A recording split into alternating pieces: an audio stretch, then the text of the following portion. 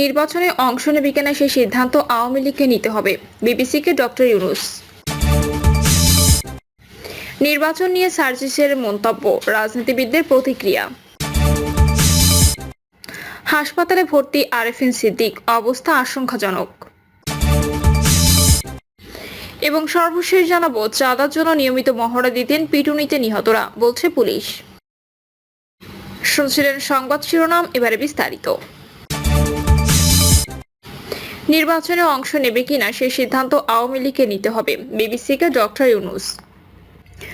আওয়ামী লীগের নির্বাচনে অংশ নেওয়া প্রসঙ্গে অন্তর্বর্তী সরকারের প্রধান উপদেষ্টা অধ্যাপক মোহাম্মদ ইউনূস বলেছেন, আওয়ামী লীগ আগামী জাতীয় নির্বাচনে অংশগ্রহণ করবে কিনা সেই সিদ্ধান্ত তাদেরই নিতে হবে। যুক্তরাজ্যের সংবাদ মাধ্যম বিবিসিকে দেওয়া এক সাক্ষাৎকারে তিনি একথা বলেছেন।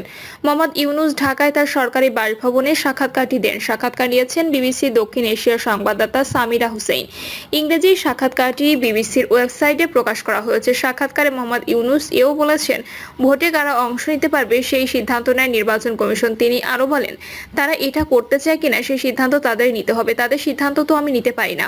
কারা নির্বাচনে অংশগ্রহণ করবে তা নির্বাচন কমিশন ঠিক করে।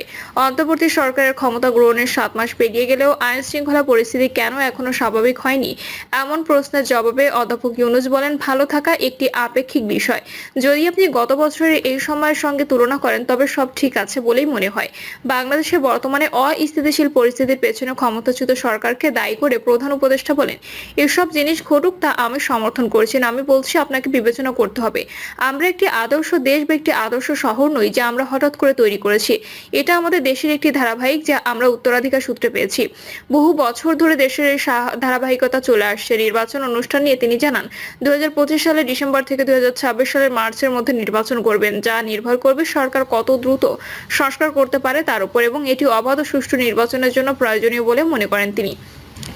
ডক্টর ইউনূস বলেন, যদি আমরা তাড়াতাড়ি সংস্কার করতে চাই তাহলে ডিসেম্বরেই আমরা নির্বাচন অনুষ্ঠান করব। যদি সংস্কারের আরো সময় দরকার হয় তাহলে আমাদের আরো কয়েক মাস সময় লাগতে পারে। নির্বাচন নিয়ে সার্জিসের মন্তব্য, রাজনীতিবিদদের প্রতিক্রিয়া। অন্তর্বর্তী সরকারের প্রধান উপদেষ্টা ডক্টর মোহাম্মদ ইউনূস আগামী ডিসেম্বরের মধ্যে জাতীয় সংসদ নির্বাচনের আভাস দিয়েছেন। আবার প্রধান নির্বাচন কমিশনার এএম নাসির উদ্দিন জানিয়েছেন, প্রধান উপদেষ্টার ঘোষণা অনুযায়ী ডিসেম্বরে নির্বাচন ধরে নিয়ে প্রস্তুতি চলছে। তবে শেখ হাসিনার বিচারের আগে কেউ যেন নির্বাচনের কথা না বলে, জাতীয় নাগরিক পার্টির উত্তরাঞ্চলের মুখ্য সংগঠক সার্জিস আলমের এমন মন্তব্যে নির্বাচন নিয়ে আরো বিতর্ক দেখা দিয়েছে। এ নিয়ে রাজনৈতিক দলগুলোর নেতারা মিশ্র প্রতিক্রিয়া জানিয়েছেন। বিভিন্ন সংবাদ মাধ্যমে প্রকাশিত রাজনীতিবিদদের প্রতিক্রিয়া থেকে জানা গেছে, তারা কেউই সার্জিস আলমের বক্তব্যের সঙ্গে একমত নন। জাতীয় পার্টির চেয়ারম্যান জিএম কাদের বলেছেন, বিচার একটা ধারাবাহিক প্রক্রিয়া। বিচার প্রক্রিয়ার সময়সীমার মধ্যে বেঁধে দেওয়া যায় না। বিচারের জন্য যে কোনো সময় লাগতে পারে। বিচার করতে 5 বছর, 6 বছর, 20 বছরও লাগতে পারে। এর সময়সীমা অনিশ্চিত। কিন্তু নির্বাচন তো একটা নিশ্চিত সময়সীমার ভেতরে হতে হবে।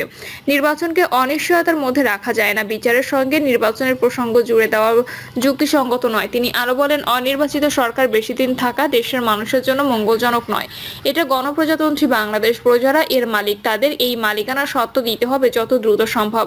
জনগণের ভূমিকা এখানে খুব গুরুত্বপূর্ণ। এক মুহূর্তে জনগণের ভূমিকা ছাড়া পরিচালনা করা উচিত না। জিএম কাদের মনে করেন, একজনের মতামতের উপর এটা কখনো বসে থাকতে পারে না। নির্বাচন করতে হবে নির্বাচিত প্রতিনিধিদের দ্বারা। যা কিছু সংস্কার পরবর্তী সময়ে দেশ পরিচালনা, জবাবদিহিমূলক সংস্কার, এই ধরনের পরিস্থিতি সৃষ্টি করা যত দ্রুত সম্ভব দিতেই হবে। বাংলাদেশের কমিউনিস্ট পার্টির সাবেক সভাপতি মুজাহিদুল ইসলাম সেলিম এ প্রসঙ্গে বলেন, নির্বাচন না করে সংস্কার করা যাবে না। কারণ সংস্কার করতে গেলে জনগণের সম্মতি লাগবে। জনগণের প্রতিনিধিদের সম্মতি ছাড়া সংস্কার কার্যক্রম দীর্ঘস্থায়ী হবে না।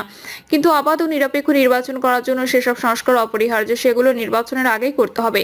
আর অন্য সংস্কার নির্বাচনের পরেই করতে হবে। তিনি আরো বলেন, সুতরাং ডিসেম্বরে আরো আগেই নির্বাচন দেওয়া সম্ভব। কারণ স্বৈরাচার এরশাদ পতনের পরই শাহাবুদ্দিন সরকার 3 মাসের মধ্যে নির্বাচন দিয়েছিল এবং একটি টাস্ক ফোর্স গঠন করে সুপারিশমালা তৈরি করেছিল।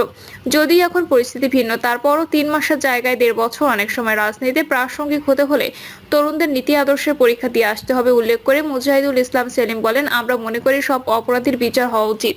শুধু আওয়ামী লীগ কেন, বিগত সময়ে যারা লুটপাটের সঙ্গে জড়িত ছিল তাদের বিচার হতে হবে।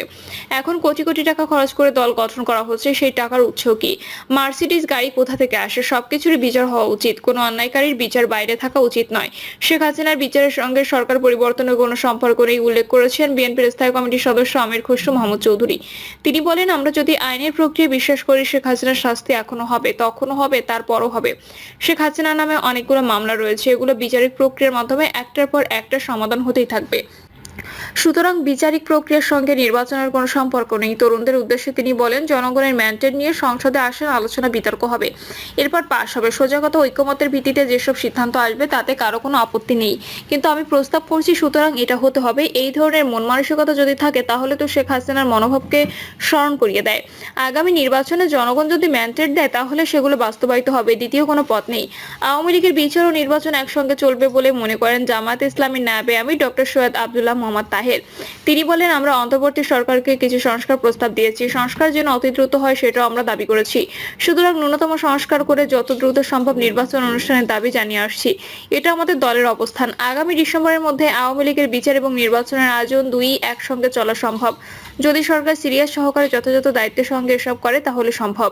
নাগরিক ঐক্যের সভাপতি মাহমুদুর রহমান মান্না বলেন, ছাত্ররা বোঝে না বুঝে অনেক কিছু বলছে এবং দেখাচ্ছে। তারা আওয়ামী লীগের বিচারের কথা বলেছে, তাতে কি সরকারের সিদ্ধান্ত বদলেছে? সবসময় যৌক্তিক কথা বলতে হবে, নির্বাচন বন্ধ থাকবে, এটা কোনো কথা হতে পারে না।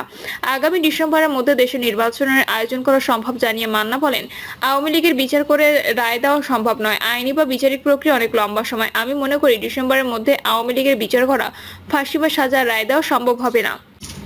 তবে বিচারের প্রাথমিক ধাপ শুরু করা যেতে পারে। আমার বাংলাদেশ পার্টির চেয়ারম্যান মুজিবুর রহমান মঞ্জু বলেন, এই সরকার আওয়ামী লীগের বিচার শেষ করে যেতে পারবে না। তবে আমরা আশা করি এই সরকার আওয়ামী লীগের বিচার প্রক্রিয়া শুরু করতে পারবে। যদি বিচার প্রক্রিয়া শুরু হয়ে যায় তাহলে নির্বাচন নিয়েও কোনো বিতর্ক থাকবে না। অন্তর্বর্তী সরকারের 7 মাস চলে গেছে, তাদের আওয়ামী লীগের বিচার প্রক্রিয়া নিয়ে সিরিয়াসলি ভাবা উচিত। তারা যদি এই বিষয়টি অবহেলা করে তাহলে হয়তো বিচার দীর্ঘসূত্রিতা চলে যাবে। তবে ভিন্নমত পোষণ করেন জাতীয় নাগরিক পার্টির সিনিয়র যুগ্ম আহ্বায়ক সামান্থা শারমিন। তিনি বলেন, গণমাধ্যমে নির্বাচনের সঙ্গে বিচার প্রক্রিয়ার যে বক্তব্য এসেছে তাকে আমরা পুরোপুরি সঠিক মনে করি না। আমরা মনে করি আওয়ামী লীগের বিচারের কার্যক্রম দৃশ্যমান এবং কার্যকর হবে, সবার জন্য নির্বাচন সুবিধাজনক হবে। নির্বাচনে আওয়ামী লীগের পুনর্বাসন আর ঘটবে না জানিয়ে তিনি বলেন, তবে বিচারিক প্রক্রিয়া তার গতিতে চলবে। এখানে কোনো রাজনৈতিক দল বিচার ব্যবস্থার উপর হস্তক্ষেপ করুক তা আমরা চাই না। হাসপাতালে ভর্তি আরফিন সিদ্দিক, অবস্থা আশঙ্কাজনক।